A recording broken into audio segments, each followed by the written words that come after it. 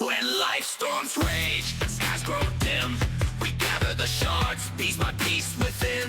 Through tears and trials, we find our might. Let me take you higher toward the light. Let me take you higher beyond the pain. Where broken dreams mend and hope remains. We'll rise from ashes like a phoenix bold. In the symphony of resilience, our stories unfold.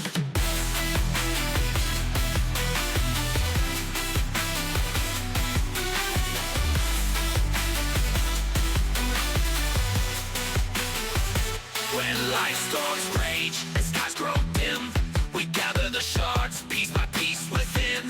Through tears and trials, we find our might. Let me take you higher toward the light. Let me take you higher beyond the pain. Where broken dreams mend and hope remains. We'll rise from ashes like a phoenix bold. In the symphony of resilience, our stories unfold.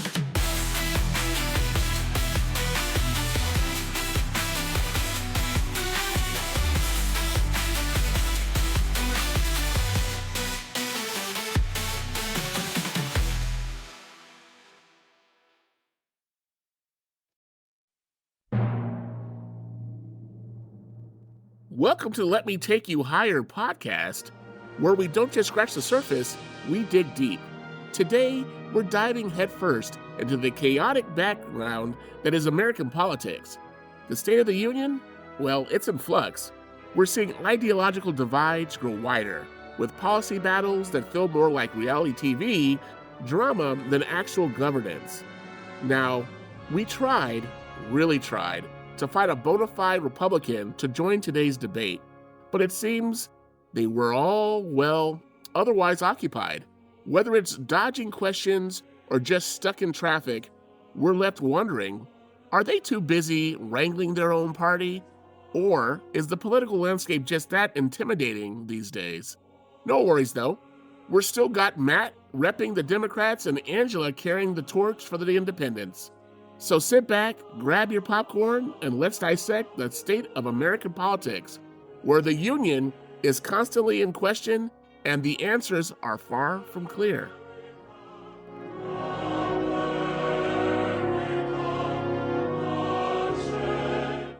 Welcome, everyone, to today's episode of Let Me Take You Higher, the podcast. We're diving into the political arena, both with a twist. Today we ask, which political path is truly the best for the future of America? Representing the Democrats, we have Matt. And joining us as an independent voice, we have Angela. Alan, unfortunately, couldn't make it to represent the Republicans, but that just gives us more time to really explore what's at stake. Let's get right to it. Matt and Angela, today, I'll be throwing questions your way to challenge both of your perspectives, while also looking at how independents are shifting the political landscape. The opening question is going to go to you, Matt and Angela. Both parties have deeply entrenched policies and ideologies, but many Americans are increasingly feeling like neither side represents them fully. Matt, how does the Democratic Party, plan to rebuild the trust among those who feel left behind? And Angela, how do independents address the frustration many feel towards the traditional two-party system?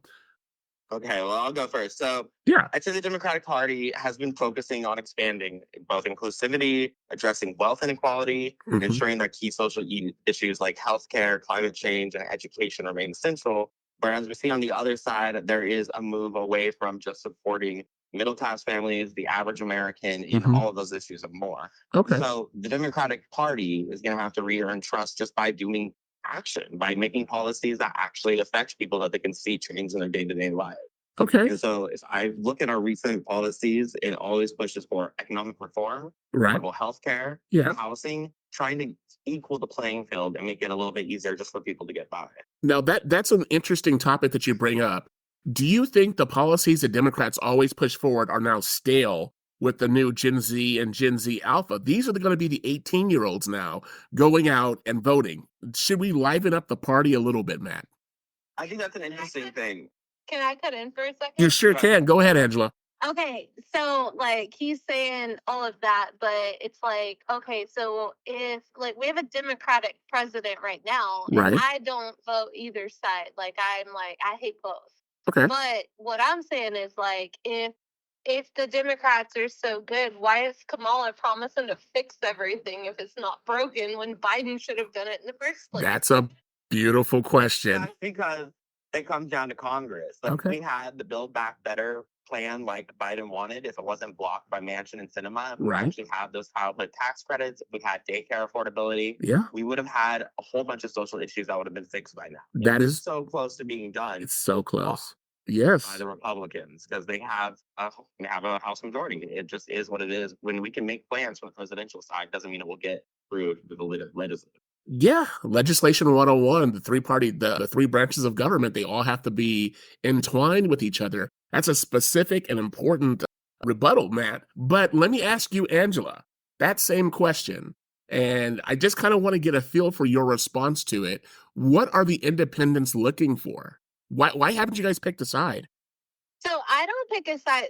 Me speaking personally, because Okay. like I'm not into politics at all, and I've told you that. Yes, you have. But I don't pick a side because there's one side that wants to take away like my guns, and I'm very strongly like for my guns. And Okay. there's another side that wants to take away abortions, and I'm very strongly for that as well. So, Matt, let me ask you a question. Are you coming to take away Angela's guns? I just want to I know. was gonna say, I don't think anyone's running on a platform of taking away guns. Okay. Most you'll find is people wanting to have an assault rifle ban, and as we can see, what just happened Yeah. in Georgia just a couple days ago. Kentucky too, on the highway. Mhm. Right, but I can legally own assault rifles right now, but I'm not crazy. I'm not gonna go like shoot up a place. You might not be, but Yeah. people are. So This there's is true. obviously a misbalance Okay, of power. That is a powerful weapon that a lot of people Right, do not and have access to. here's what That I'm shouldn't be saying. necessary.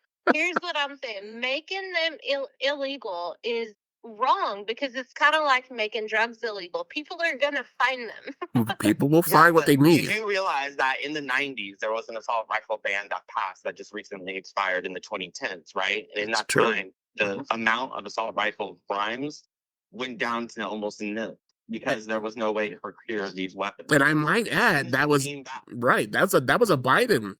Mhm. every other week. Yeah. It's not It's that bad. people were without guns, and obviously still had issues with It gun has nothing to do violence. with the guns. Like Okay. it literally just has to do with the fucking person. Right. Okay. If the That's person only true to an doesn't extent. We all know that. Right. Yeah. We all know that. That's like saying that it has nothing to do with nuclear weapons. It's just about the person.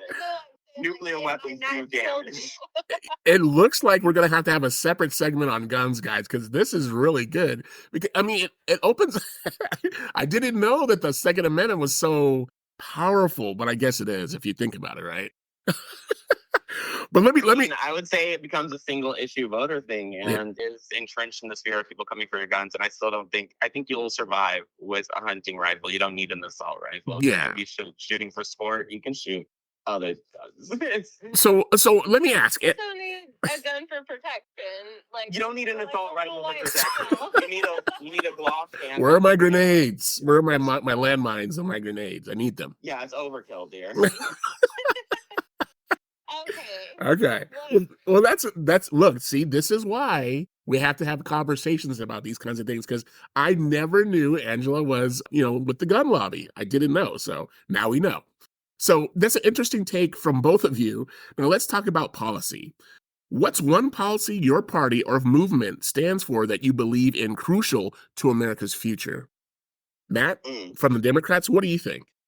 Yeah, so, I mean, the huge one obviously would be things like climate change. I mentioned definitely the middle class reform, making sure that people are able to afford to have kids. You see the Republicans push this narrative that we have a declining birth rate. We need more children, but they have no policies in place to support it. This is true. Lunches, whether that's having them be able to take care of kids at daycare, the child tax, I can't speak, childhood tax credit. Right. But more importantly, we won't have any of that if we don't have a planet. So This addressing is climate true. change, addressing things like the Green New Deal, Mhm. focusing on having brand new jobs created through eco-friendly policies as we start trying to lean away from this dependence on gas, which is where it's Yes. handing the Middle East money. So it's an Mhm. economic issue as well as an issue of survival. Okay. And I think that's going to be the biggest policies because it's not something that needs to happen in 5 years. We're already 10 years behind where we need to be at rolling climate.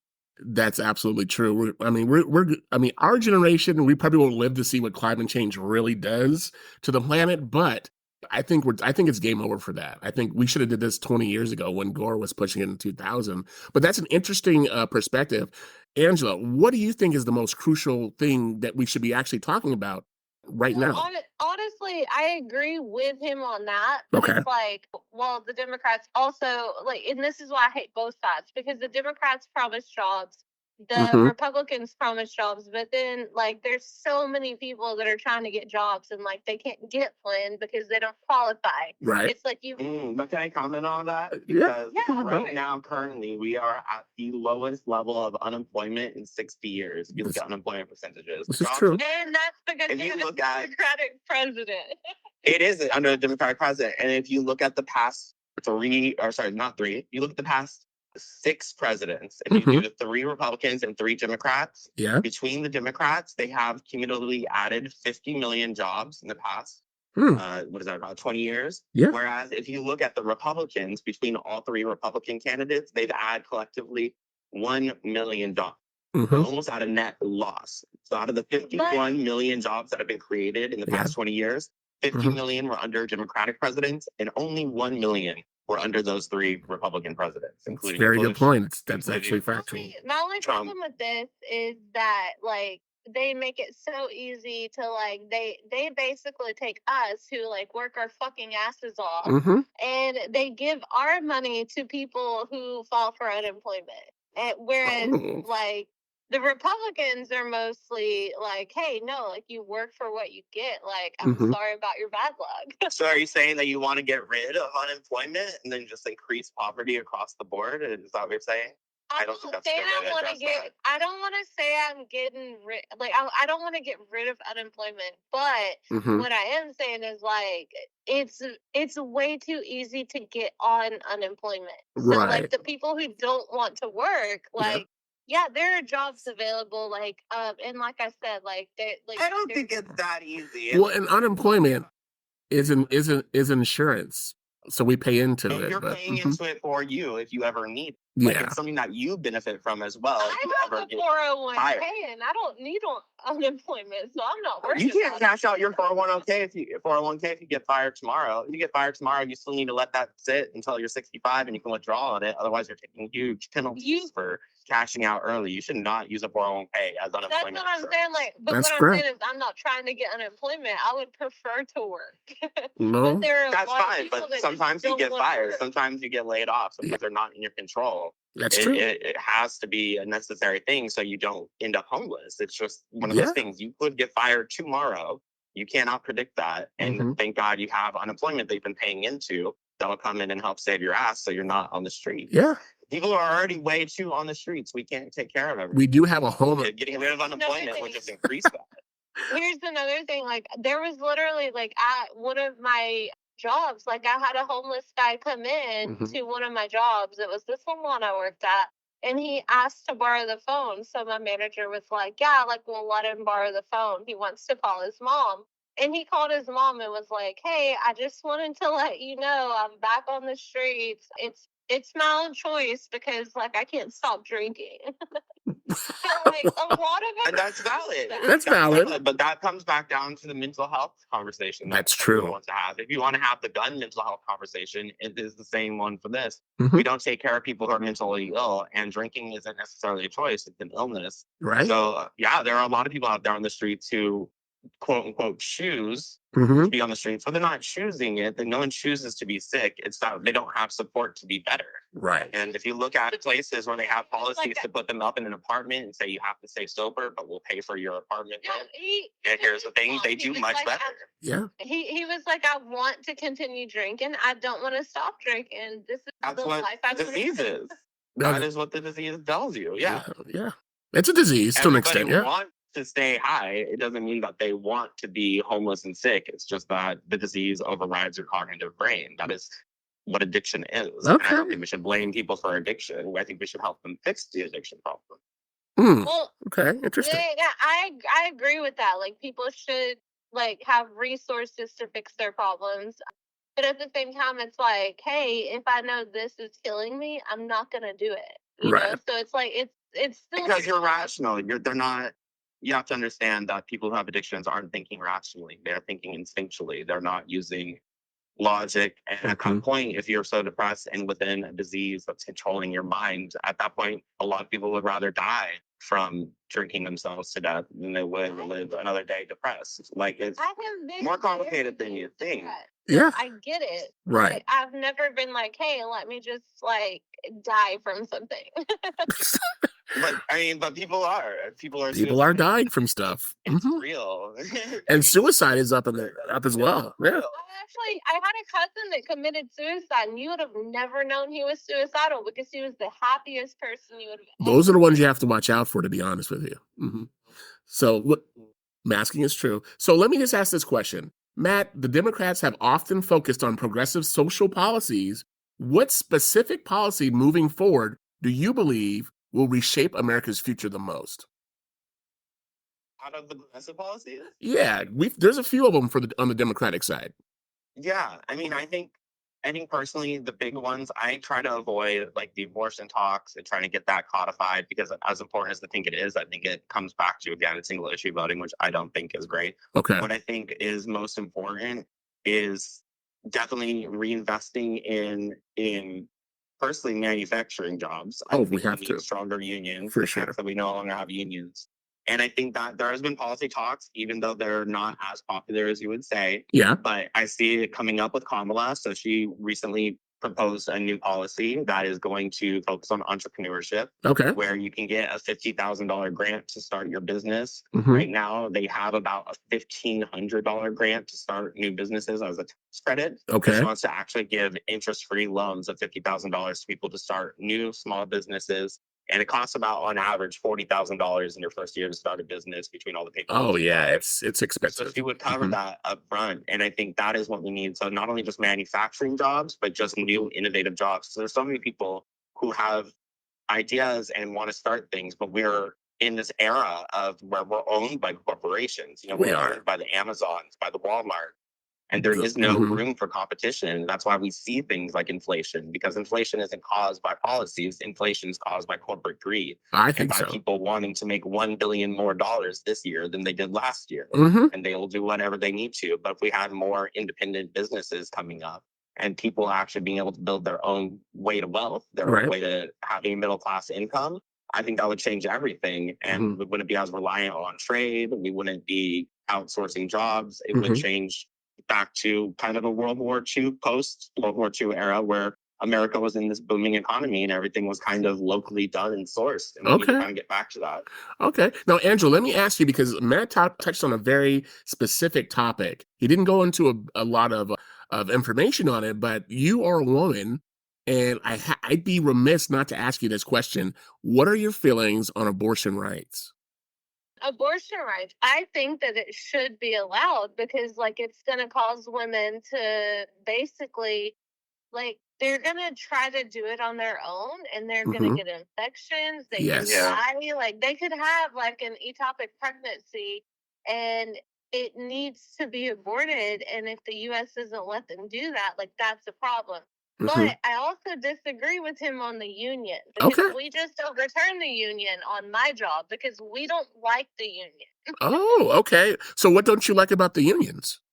I don't like about the union. So basically they came, like, they were like harassing us, like trying to get us to like sign up to join the union. Yeah. And they would like come to our houses. They would call us. Like, they were harassing us, and they were like Jehovah's Witnesses, but for unions. We joined the union. They promised us so much shit. Right. And we joined the union, and then everything they told us that was going to happen was a lie. They took away our Wow. vacation days. They took away our sick days. They took away so much shit Uh-huh. to where we petitioned to overturn it. So we actually did win, and we overturned the union. Wow. I will Okay. say there's good unions and there's bad Mm-hmm. unions. Like, for example, I used to be in the grocery workers union, and the difference is the contracts from new, because unions don't have interconnectivity. Like, there used to be an intersection between unions. Unions would work together across industries Yep. to kind of one up each other. So in the grocery workers union, for example,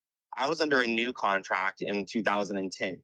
My Mm-hmm. union guaranteed 25 cents more Mm-hmm. than minimum wage. That's what I got. Wow. But I was paying about $1 per hour to be in that union. Yeah. So So I that was actually makes sense. losing 75 cents. Yeah, like, what's the point in So, that? but at the same time, the people who signed in the 90s and were in the grocery worker union had only 20-hour weeks. They were getting 40 vacation days a year. They Wow. were making $120,000 to be a cashier at the exact same store doing the exact same job I was.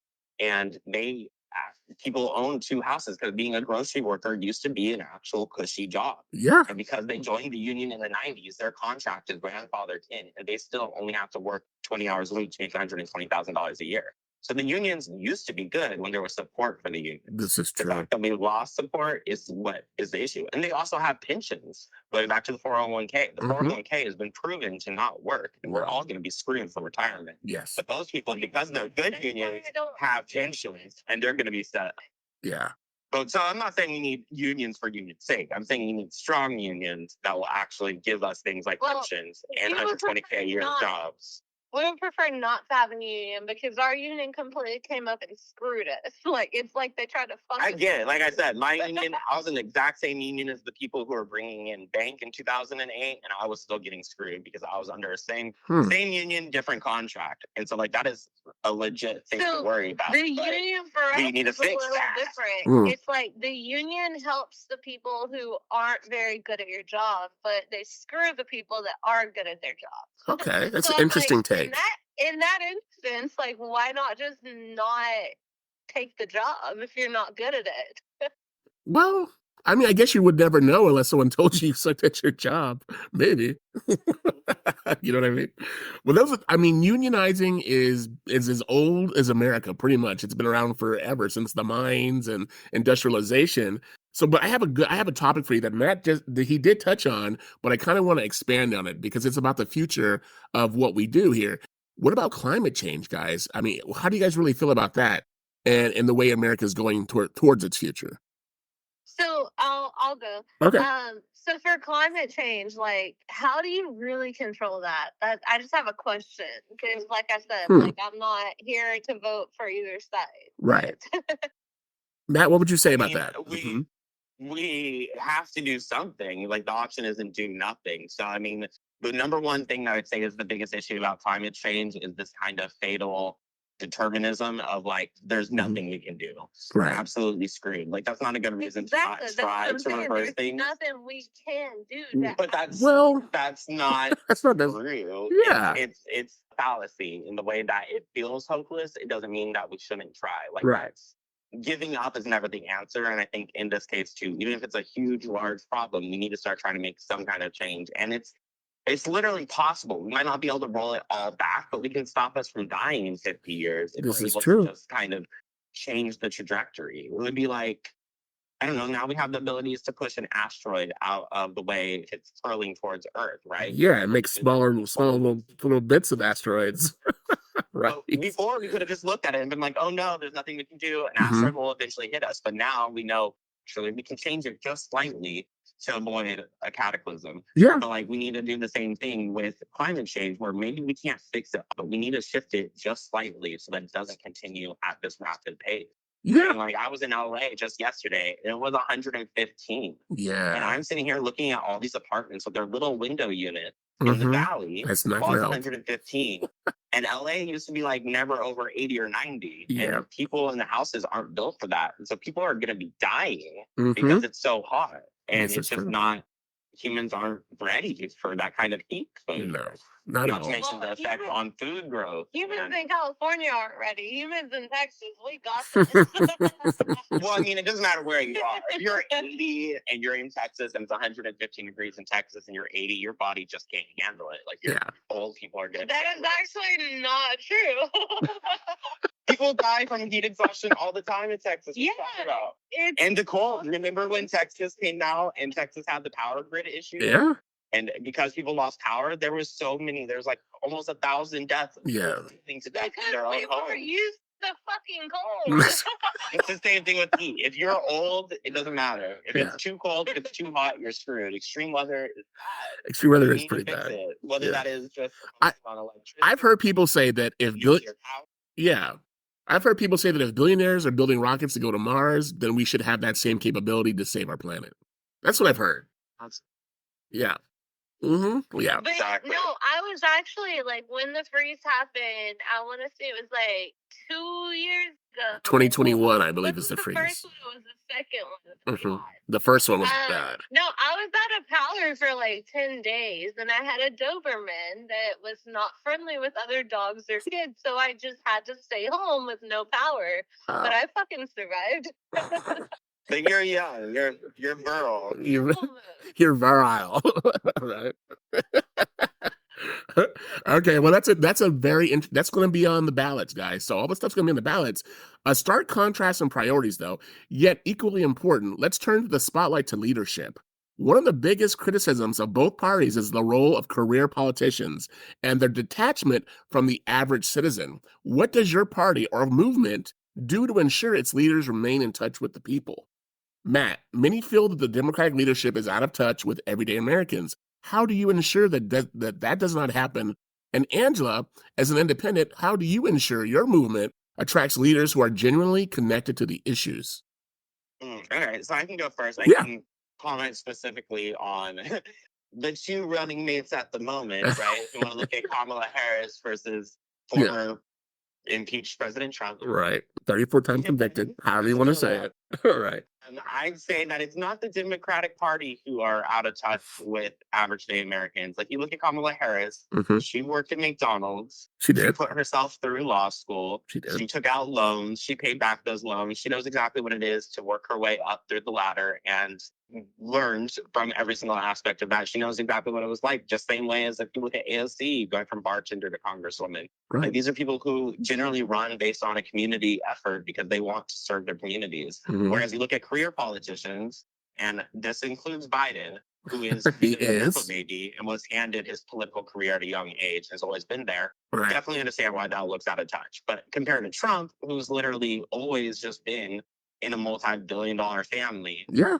And he's never once talked to an average American, let alone lived like them. Mm-hmm. He's extremely out of touch, and the rest of the party kind of follows suit with that. Right. They really reward people who are business owners. The more money you have, the better. See that in their policies and tax plans. They think that you are morally better, as if you are a better person for having money, wealth, or being born into a good family. Right. Whereas people on the Democratic side are out there doing grassroots reconnaissance. They're doing town halls. They're really listening to people. And I think the majority of the people that run from the Democratic Party are usually from backgrounds that actually have been through the issues Americans go through every single day. Okay. Whereas Republicans, you see a lot more nepotism. You see a lot more of this dark money that's involved as compared to people working their way up, honestly. Okay. Okay. Good point. Angela, well, how would you counter that point? What would you say? I'm not going to disagree with him, but I will say it's kind of not as simple as he put it, because like there are some of us, like me, I grew up poor. Like, I literally moved out of my house when I was 16 years old, and I worked my fucking ass off to get everything I had. Yeah. But my only problem with that is like, no, I actually like, okay, so when it comes to like Trump or Biden or Kamala, if I were to vote, I would vote for Trump. But I don't vote. So. Okay. Now that's very interesting that you said that. Wait, let's stop. Trump. Because why Trump? Like, specifically in regards to this question about being in touch with what the average American needs. Why would you vote for somebody, say Trump, who's never been an average American. Yeah, he got a small loan from his father. He did. Damn good. He's a goddamn good business person. Okay, well, let's put that aside because he's not. But like I was gonna say, He's only been bankrupted 6 times. I mean, Kamala started poor, living in Oakland, Mhm. being in an inner city, worked at McDonald's, worked her ass off to pay back her student loans, worked for everything she had. right. Don't you relate more to Kamala, who came from the same place you did and worked her ass off to get there, Yeah. compared to Trump, who was handed everything? Personally, no, because like I don't feel like. Then why? Because that was an important value to you. Well, You said it was important to you, but then you're going back on it. Completely honest. Yeah. So that's my only issue. Okay. Honest about being poor and having a single mother and working at McDonald's, like that's just facts. It's not. No, I'm saying like I don't think that she's being honest about what she wants to do with the country. Okay. Separate topic. Yeah, that's another topic. But yeah, I get you. I mean, I get you. If you found the way through all the dust and you're seeing more of a Trump angle, I mean, you're still independent and you still have time. But I get you there. So, but it's clear that I'm never gonna vote because it doesn't come back to us. It comes back to the. I don't even remember what you call it, but yeah, our votes technically don't even count. you're talking about the Electoral College. Is that what you mean? The Electoral College, yes. Okay. Matt, I'd say I hate the Electoral College and it needs to be disbanded. It's ridiculous that we live in this time period where we still have them overseeing. we know how the Electoral College was made, of course. Right. Mm-hmm. We have the technology to count votes. We don't need them to do it for us. Right. But most importantly, yeah, that might be true. But like depending on the state, that's not true. Like almost every state still has a representative vote where it's extremely important that the majority rules. Our state sucks. Our governor is Yes. Gavin. Right. So we know Texas's governor is horrible, but we keep voting him in and we don't know why yet. So much with Rick Perry. I think it's still important, especially on the minor level. Yes. Electoral college, we still need to be involved in getting this fool out. Yeah. Gavin is a disease. He's a disease. Yes. It's clear that both of you see a need for leadership, reform in America. But let's tackle a more controversial issue, the role of social media in shaping political dialogue. How does your party use social media to its advantage without contributing to the disinformation and polarization? And you can talk about the Russians and the Chinese. You know what I'm saying? Mm-hmm. So Matt, go ahead, Angela. You want to opt out of that one? Matt, what do you think about the role of social media? Is it good? Is it bad? Indifference? I'd say it's good. As somebody who's on social media at all times, I'd say that there's obvious risk with things such as misinformation coming both from propaganda, but also from people who are just uneducated. Yeah. And I do see that a lot. You can see things such as what happened, even non-politically, but what happened with J.K. Rowling coming out and tweeting her little turf things about the boxer Amon Khalif being trans when she was not trans, and then all of the Republicans running away with it, acting like this is the worst thing that ever happened to women's sports. And oh my God, what about my daughter? As if their daughter's ever going to be an Olympic freaking boxer. Right. And turns out she wasn't. Yeah. Misinformation, boom, everywhere. Millions of people believe something that's not true. Right. The same thing can happen in politics, obviously. And then when you get dark bots in, you get Russian propaganda interference, you get Chinese interference, it can be too much. But at the same time, you see the opposite side of that. You see the way that you're able to spread, since we're talking about campaigns today, you see how Kamala, when she stepped into the nomination, totally broke the internet and became viral for things she said in the past.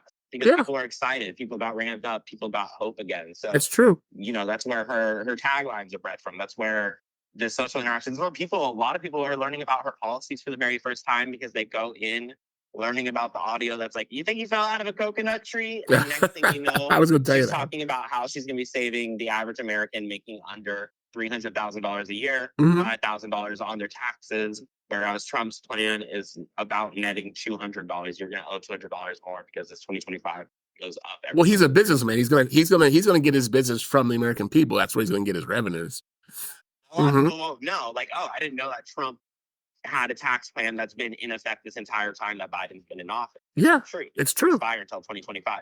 People don't know that, so they go into buying a fun little meme about the coconut tree, and they get to learn about politics and feel like, oh my God, that's why my taxes have gone up every single year. It's because of Trump. It's true. President right now. What the?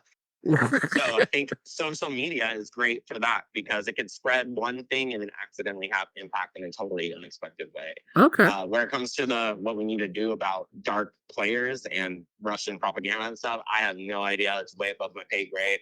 That's some scary stuff. Oh yeah, I can't tell you. they're doing some So, crazy stuff. Yeah. Yeah. It's wild out there, and with ChatGPT and AI. Oh my goodness, yes. Scale without even having humans to be involved. It's gotten wild. I saw an AI where Trump was dancing with Putin in Russia, and they both had on like tutus, and Putin had a rifle. And I know that was AI, but it's gotten scary too. You can barely tell. Would have never had a rifle. Well, I mean, those are fun little, like, you can tell they're AI. But Yeah. Somebody, like, online being like, I hate how this thing happens. 18,000 of us are all standing behind Trump, and all those 18,000 are just ChatGPT bots. Yeah. A real person behind it. And Yes. it looks like when people look at it, they go, oh my God, the majority of people must support Trump. I'm going to jump on that bandwagon. But in reality, they're all I'm going to cut in. That's dangerous. Huh. I'm going to cut in. Okay. Trump got fucking handed the presidential election by getting shot in the air. Well, I don't know if that He did was. anything. He was, but it didn't. Yeah. Still out for debate. We still don't know if it was shrapnel or if he was actually grazed because the gun lover here, the gun lover should know if there's an AR-15 grazing your ear would have ripped off. Oh yeah. You saw what happened when Mike Tyson bit an ear. They come off easy. Yeah, ears are just cartilage. I eat cartilage all the time. Yeah. And he was out golfing the next day without dancing. So that's why I'm saying, like, it doesn't fucking matter, like, what our opinions are. They're gonna pick who they want. You think so? You think there's a black ball? In their opinion. Yeah. Independence, at least, since we're having this conversation on independence, the whole point of being independent is supposed to be that you're up to be motivated to change your belief based on who has the best policy that will affect all of us. You're supposed to be a middle ground candidate. But yeah, I would hope, at least in that case, that you look more towards policies instead of things like the theatrics of getting shot and then be like, well, it's hopeless. I can't vote for anybody because he's handed the presidency. It's all over.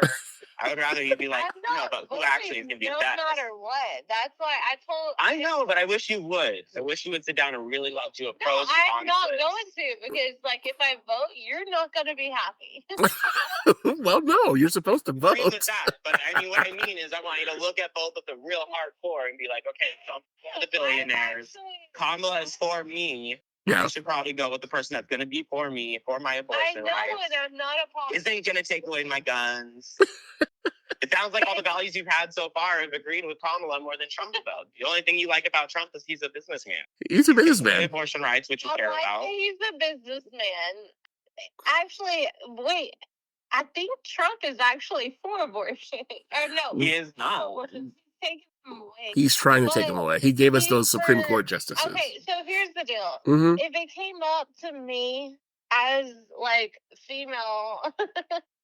If I got a choice, I could have my guns, I could have an abortion, I would take the abortion. Okay, well, there's progress. That's progress. The most important part is that puts you in the camp of Kamala, right? That puts you in the camp of Kamala because she's for abortion rights. Necessarily. But that actually doubles down. So wait, not only does that put you in, that means you should not vote for Trump because he's taking away abortion, but Kamala is going to protect and codify abortion as being illegal. No, it's Kamala. But that also means, guess what? Kamala is not going to take away your guns. So that's a double win. She is never, no. That is what she says, right? I told you, there's no way that's going to happen. Firstly, the president doesn't have that kind of power. Right. Firstly, this has to go through Congress, and it has nothing to do with Kamala because it's an amendment. And the justices would jump all over that like steak. In the Constitution, it's a much bigger process for the president. Matt, can I get your number after this? Yeah. Okay. Well, he's the right one, and he's the right one to talk to. So great insights on these interactions of tech and politics. Finally, I want to leave you both with a question about the future. What is your vision for America's future, and why does your party or movement hold the key to that vision? Go ahead, Angela. I was gonna say, like, from what I'm seeing right now, it's going straight downhill. You think? Okay. Explain yourself. Why do you say that? I'm just saying, saying, like, they keep giving us, like, presidential, like, candidates, and neither of them are good. Right. Yeah. I'm like, that's why I don't vote.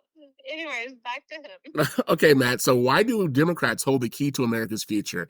Angela's as an independent says that the reason why she doesn't want to pick anybody is because they're all the same. They're not doing anything for her. So you explain that to us. Valid reasoning, and so like I wouldn't say that they hold the key to the future. Right? Right. I would never say that as somebody who considers myself Democratic. I'm still more leftist leaning, and I'm with you in that sense of kind of how you identify as an independent.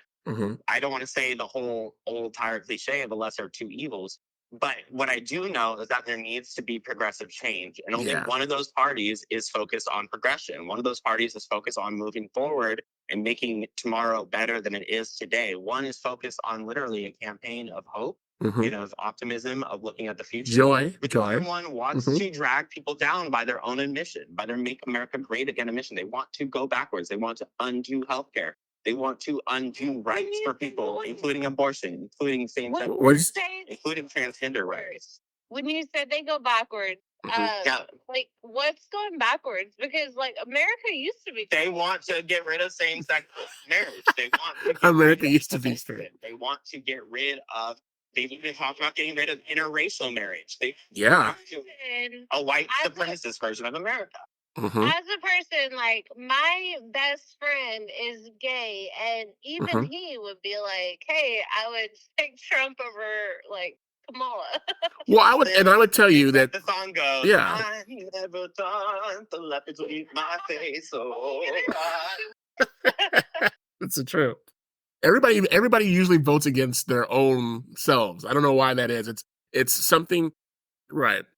He even said, like, he's like, yeah, my mom comes into town, and he's like, yeah, like, I'm gonna eat Chick-fil-A, and his mom's like, why are you eating Chick-fil-A? They don't like the gays, and he's like, because I want Chick-fil-A. Yeah, I mean, I don't eat Chick-fil-A for a lot of reasons, but I definitely understand. I totally get it. I don't think boycotting is like a huge thing. Like, you know what I mean? Like, I could still say that I want Palestine to be free and buy a Starbucks coffee. I don't think they're as interlinked as people say. Yeah. But Matt, I grew up super religious. Obviously I'm not anymore. Right. Like, I'm definitely not religious. But no, I grew up with they hated gays, they hated everything, and like I became my own person. And that's why I don't vote for presidency, because I'm like, dude, like, y'all are trying to control me like my fucking family did. Right. Understandable. That's a pretty keen point. So you look, with all that, I think that's again another reason, another point to go towards the Democrats, because again, they are central in America. No, I'm not knowing. Like, I'm not either way. One of them says that they want you to have your own access to rights, and one of them wants to control your body, control your finances, control where your kids go to school. They want to get rid of the Department of Education. They want to control that's a big one. Everything. So you're talking about Project 2025, man. Are you going off of that? I'm talking Project 2025. I'm talking about Trump's own videos of Agenda 47. If anyone hasn't watched them, go to his website, go to donaldtrump.com, and he has 20 different videos of his Agenda 47. Okay. And he says, with his words in videos, you don't have to read everything he wants to do, and it's atrocious. Right. People like to do the whole, he doesn't even like 2025. He's never even read it. Whatever, I'll give you that. Let's pretend that's the case. Right. Let's say he doesn't. But Agenda 47 is equally as bad and almost on par with every single point. Yeah. I've read a little bit of it. Including getting rid of education. Literally, the education department. He wants only private schools and or homeschools, and wants to take out all money. To me, it sounds like resegregating up. Yeah. And do that again. I think, to me, it sounds like it's resegregation. And I thought we fought that. Although I thought we fought a lot of stuff. A new caste system. It's not even that. It's a new caste system. You have to have a nuclear family with one provider. The other provider or the other partner would have to stay home and homeschool the kids because there's nowhere to send them for an education. And then the people who can't do that are going to just have their kids work in the field? You have to. I mean, that's where we're at. Class segregation. There's going to be a whole group of people who have education because they can afford it. Yeah. And a whole class of people who have to have two working parents and drop their kids off out of the daycare they can't afford and never get into school again. Yeah. Be atrocious. Like, we need the Department of Education. It's the most basic human right we have. Is My question is, education. Yeah. why do we actually need the education? Because, like, again, like I said, I dropped out of school, moved out when I was 16, and I've worked my ass off, and I have a great life. Yeah, but there are a lot of people who wouldn't do that. Yeah. You already had your own access to be able to build on the resources you got. Imagine if you were never in school and never taught how to even read. Right. You never went to kindergarten through first grade and learned the simple basics of being able to add on your. When we stopped teaching each other things, we were already dead. Our civilization is in decay. So, I mean, that's just what I would tell you. But you guys can pick and choose whoever you like. I mean, there's a lot of different candidates. You don't necessarily have to vote for Kamala. You don't necessarily have to vote for Trump. You can write in candidates. That's part of your rights that's instilled in the Constitution. But what I will tell you guys, and this has been a very lively segment. Thank you both for coming down. Where we have here is two different perspectives on what's best for America's future. Who's right? That's up to you, our listeners. Stay tuned because this debate just heated up. And as we head into the debate tomorrow between Kamala Harris and Trump, we're going to find out a lot more. And we're also going to see kind of where we're going to go with this because the election is November the 5th, and we're less than, 59 days out or so? But I'd like to thank my special guests, Matthew and Angela. Matthew, do you have anything you want to plug? Do you have any handles you want to plug that people can find you? Yeah, if you really want to see some more of my political stuff, you can find me on TikTok, and my username is @CurlyGayPolitics. Mm-hmm. Haven't been posting a lot this season just because prior to Kamala starting to run, it was just all kind of bleak and depressing. But now that we are really close to the election, I'm going to start getting back into maybe making daily updates in politics, policy update videos. Okay. So you can find me there. Well, we'd love to have you back again on some other future segments. And Angela, what about you? Do you have any handles you'd like to drop so that people can find you and what you're all about? I truthfully do not like politics. Well, it doesn't have to necessarily be politics. I mean, it's literally my name, Angela Weicker. Okay. Well, thank you guys both for coming down and being a part of the podcast today. Remember, even if you don't vote, I still want to watch this debate tomorrow because it's going to be epic. All right, that's that. How it really is, guys. Make sure that if you're playing a drinking game, be safe. Right. Also, hey. Yes. Get me in contact with Matt. Yeah. Oh, yeah. I would definitely do all that. I'll definitely do that. All right, guys. Well, thank you again for being here. And my name's Mr. Villain. Thank you for letting us take you higher. Have a good night. Have a good night. Bye. And so, my fellow Americans, ask not what your country can do for you, ask what you can do for your country.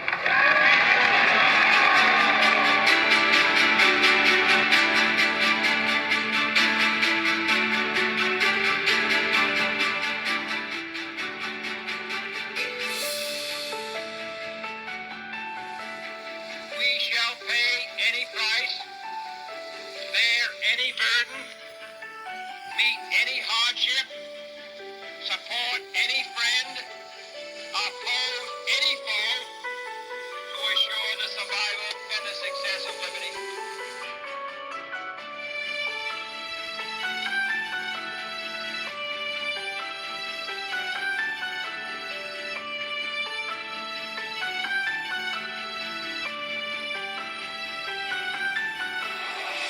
Freedom has many difficulties, and democracy is not perfect.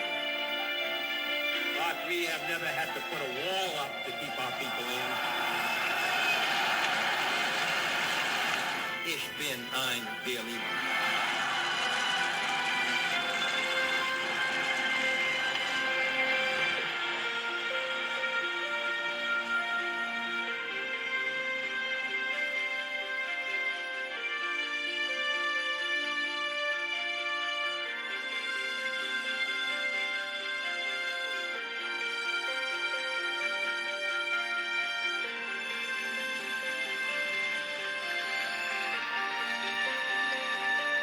We choose to go to the moon in this decade and do the other things, not because they are easy, but because they are hard.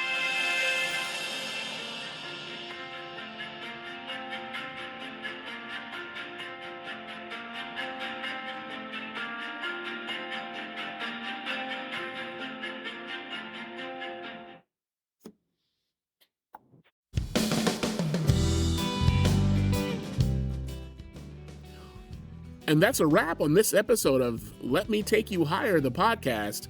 Big thanks to our special guests and a huge shout out to our incredible sponsors. You guys are literally the wind beneath our podcast wings.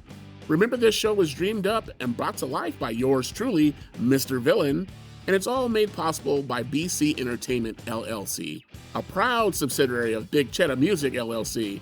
All rights are reserved by BC Entertainment, so don't even think about touching that dial without permission. Until next time, keep your minds elevated and your vibes higher. This is Mr. Villain signing off. Stay tuned, stay sharp, and stay forever gifted and lifted.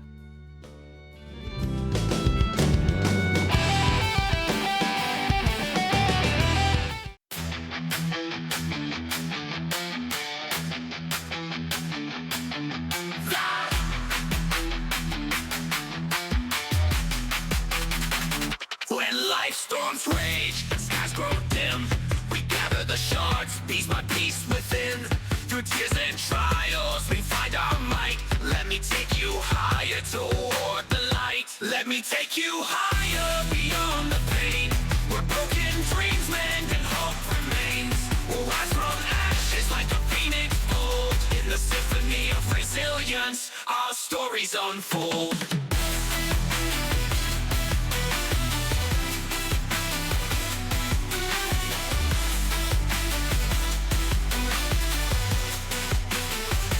When life storms rage and skies grow dim, we gather the shards piece by piece within.